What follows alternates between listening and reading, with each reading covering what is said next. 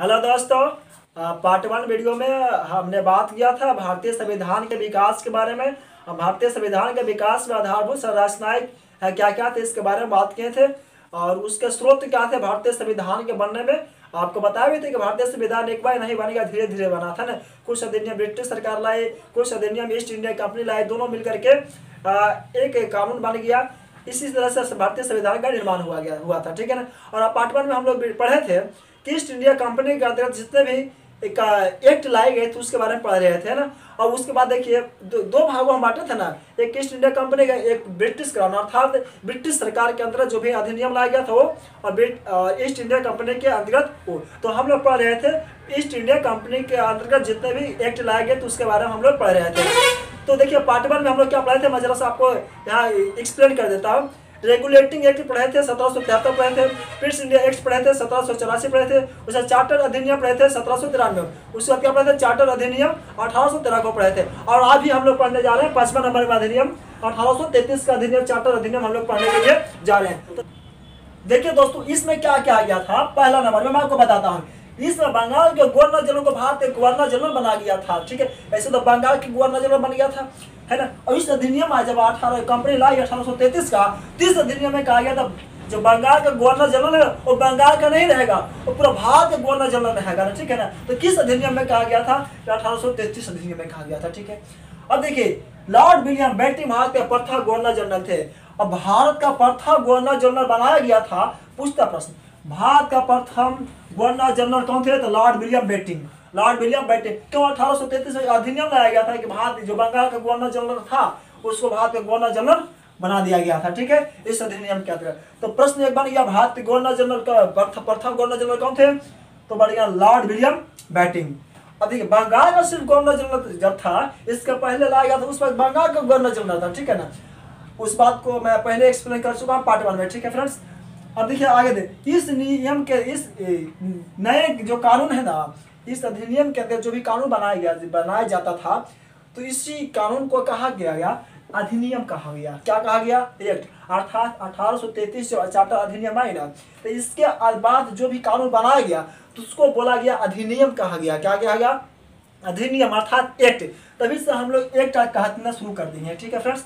उसके बाद क्या क्या आया था, इसके तहत सिविल सेवकों को चयन के लिए खुली प्रतियोगिता, क्या खुली प्रतियोगिता का आयोजन प्रारंभ करने का प्रयास किया गया था। हम लोग जानते हैं कि यूपीएससी IAS का ऐसा पीसी सब का एग्जाम होता है, सिविल सेवकों का परीक्षा होता है ना फ्रेंड्स, प्रतियोगिता परीक्षा होता है।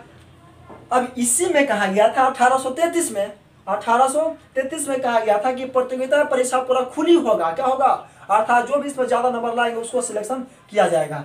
ऐसा कहा गया था 1833 के अधिनियम के तहत सिविल सेवकों के लिए खुली प्रतियोगिता के लिए प्रारंभ करने का प्रयास किया गया था, सक्सेस भी रहा था फ्रेंड्स। अब देखिए 5वां नंबर देखिए क्या गया था, इस अधिनियम की धारा, जो अधिनियम लाया गया था इसमें धारा 87 में कहा गया था कि रंग जाति तथा धर्म के आधार पर, क्या रंग जाति तथा धर्म के आधार पर कंपनी के सेवा से भारतीयों को किसी भी पद, कार्यालय और रोजगार से रोका नहीं जाएगा। अर्थात फ्रेंड्स एक अधिनियम जो लाई थी 1833 का, इसके धारा 87 में कहा गया था ना कि इसमें रंग जाति जो भारत के लोग है ना, रंग जाति धर्म, और तो जानते हैं भारत में रंग जाति दुनिया भर रहता है, इंग्लैंड में थोड़ी है, ईसाई है, रंग है, गोरा है, यहाँ पर सब जाति के मिलता है और सब धर्म के भी रहता है। अब देखिए फ्रेंड्स यहाँ पर भारत में रंग जाति धर्म के आधार पर कहा गया था ना कि इसमें इसके तहत इसके जो रहेगा ना, इसके आधार पर किसी को भी कंपनी में जो नौकरी करता है उसके लिए रोका नहीं जाएगा, उससे भी नौकरी करने के लिए अवसर दिया जाएगा, अर्थात सेवा करने का अवसर दिया जाएगा, इस अधिनियम में कहा गया था। अब देखिए इसमें इस एक्ट के तहत भारत में दास प्रथा विधि के खिलाफ घोषित किया गया। अर्थात इस अधिनियम में कहा गया था ना कि दास प्रथा जो भारत में चल रही है एक कानून के खिलाफ है, विधि के खिलाफ है। कौन विधि के खिलाफ है, तो इस विधि के खिलाफ है ना। तो कहा गया था अब विधि के खिलाफ है तो दास जब विधि के खिलाफ हो जाता है तो उसको खत्म करना अनिवार्य हो जाता है, हम लोग जानते भी है। और देखिए और अंत में 1843 में, कब 1843 इसमें दास प्रथा समाप्त कर दिया गया अंग्रेजों द्वारा। 1843 में दास प्रथा का समाप्त कर दिया गया। आप लोगों ने इस 1833 का अधिनियम को हमने कंप्लीट कर लिया और चलते नेक्स्ट अधिनियम को चलते हैं। आइए फ्रेंड्स लास्ट चार्टर अधिनियम है जो ब्रिटिश संसद के द्वारा पारित किया गया था और ब्रिटिश कंपनी के द्वारा भारत में लाया गया था। ठीक है, अब देखिए इस बात में क्या क्या, इस अधिनियम में क्या क्या कहा गया था। कहा गया था यह ब्रिटिश संसद द्वारा पारित किया गया अंतिम होना चाहिए, अंतिम एक एक्ट मतलब अधिनियम था। ठीक है, तो मैं आपको अभी बता दिया, इसको कोई जरूरत नहीं है। और यहाँ पर देखिए कंपनी के महत्वपूर्ण पदों पर, कंपनी के, अच्छा कौन सा कंपनी, मुकेश अंबानी का नहीं, ब्रिटिश कंपनी के महत्वपूर्ण पदों पर नियुक्त के लिए सीधी भर्ती के स्थान पर प्रतियोगिता परीक्षाओं को आधार बनाया गया। आपको बताए थे ना इससे पहले वाला में, उसमें प्रतियोगिता सिविल श्रमिकों के लिए खुली प्रतियोगिता का प्रतिपादन किया गया था। ठीक है ना, प्रयास किया गया था। लेकिन इसमें कंपनी में जो उच्च पद रहते थे उसके लिए परीक्षाओं को आधार बनाया गया था। ठीक है, आधार प्रतियोगिता परीक्षा कराने के लिए शुरू किया गया था। अब देखिए और क्या इसमें किया गया था। 12 सदस्यीय विधान परिषद अर्थात ऑल इंडिया लेजिस्लेटिव काउंसिल, क्या ऑल इंडिया लेजिस्लेटिव काउंसिल की स्थापना की गई। किसके लिए? तो विधि निर्माण के लिए। किसके लिए? विधि के निर्माण के लिए, नियम कानून के निर्माण के लिए 12 सदस्यीय विधान परिषद का गठन किया गया था। किस अधिनियम के तहत किया गया था दोस्तों? तो 1853 के चार्टर अधिनियम के तहत किया गया था। और देखिए इस अधिनियम में क्या कहा गया था।